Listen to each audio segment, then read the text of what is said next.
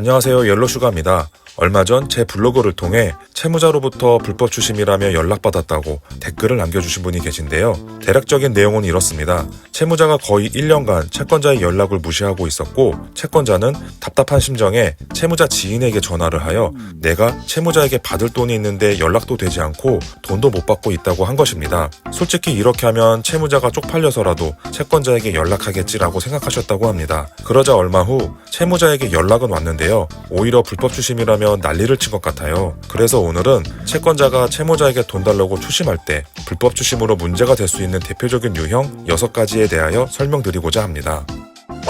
영화나 드라마를 보면 채무자가 빚을 안 갚으니 무서운 형님들이 찾아와서 돈 달라고 협박하고 물건을 부수고 가족에게 대신 갚으라고 협박하고 심지어 딸을 데리고 가서 술집에서 일을 시키거나 땅을 파서 묻어버리는 등 무서운 장면들이 많이 나옵니다. 이런 행위들은 추심을 떠나 절대로 해서는 안 되는 거 아시죠? 항상 채무자가 전화통화를 녹취하고 있을 수 있다고 생각해야 합니다. 피해자인 우리가 반대로 가해자가 될 수 있으니 아무리 화가 나더라도 절대로 해서는 안 됩니다. 만약 폭행 등으로 채권 추심 행위를 하게 되면 5년 이하의 징역 또는 5천만 원 이하의 벌금에 처할 수 있습니다.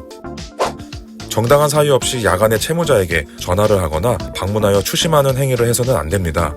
여기서 야간이란 오후 9시부터 다음날 8시까지를 말합니다. 그러나 채무자가 야간에 일하는 사람도 있겠죠? 이런 경우 예외적으로 야간에 추심을 할 수 있겠지만 주의할 필요는 있습니다. 만약 이를 위반할 경우 3년 이하의 징역 또는 3천만 원 이하의 벌금에 처하게 됩니다. 정당한 사유 없이 반복적으로 전화, 방문 등을 해서는 안 됩니다. 그렇다면 반복적의 의미가 중요하다 할 수 있겠는데요. 1일 2회를 초과하여 전화, 문자, 방문 등으로 채무자에게 접촉할 수 없고, 방문을 하려는 경우 사전에 채무자와 방문일 시를 협의해야 합니다. 다만 채무자가 추심 거부 등으로 연락이 되지 않고 고의적으로 2회 이상 방문을 거부할 경우 협의 없이 방문 가능하다고 합니다. 만약 채권 추심자가 이를 위반할 경우 3년 이하의 징역 또는 3천만 원 이하의 벌금에 처하게 됩니다. 채무자의 직장, 거주지 등 채무자의 사생활 또는 업무와 관련된 장소에서 채무자 외 사람에게 채무의 사실을 공연히 알리는 행위 또는 아무리 가족이라도 법률상 의무가 없는 사람에게 대신 갚으라고 하는 행위를 해서는 안 됩니다. 이 경우 3년 이하의 징역 또는 3천만 원 이하의 벌금에 처하게 됩니다. 특히 요즘에는 인스타그램 등 SNS를 통해 공개적으로 추심을 하려는 분도 계신데 주의해야 할 것입니다. 결혼식장 또는 장례식장에서 채무자가 채권 추심에 응하기 곤란한 사정을 이용하여 공개적으로 추심 행위를 하면 안 됩니다. 만약 이를 위반할 경우 2천만 원 이하의 과태료를 부과한다고 규정되어 있습니다.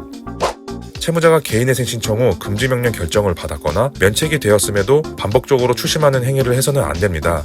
이 경우 500만 원 이하의 과태료를 부과한다고 규정하고 있습니다. 소중한 나의 돈을 받기 위해서라면 수단과 방법을 가리지 않고 싶지만 채권의 공정한 추심에 관한 법률 또는 채권 추심 가이드라인에서 불법 추심에 대하여 규정하고 있으니 억울하지만 어쩔 수가 없네요. 그래도 우리가 가해자가 되어 오히려 곤란한 상황이 생기는 것은 바람직하지 않은 것 같습니다. 오늘 영상은 여기까지 하겠습니다.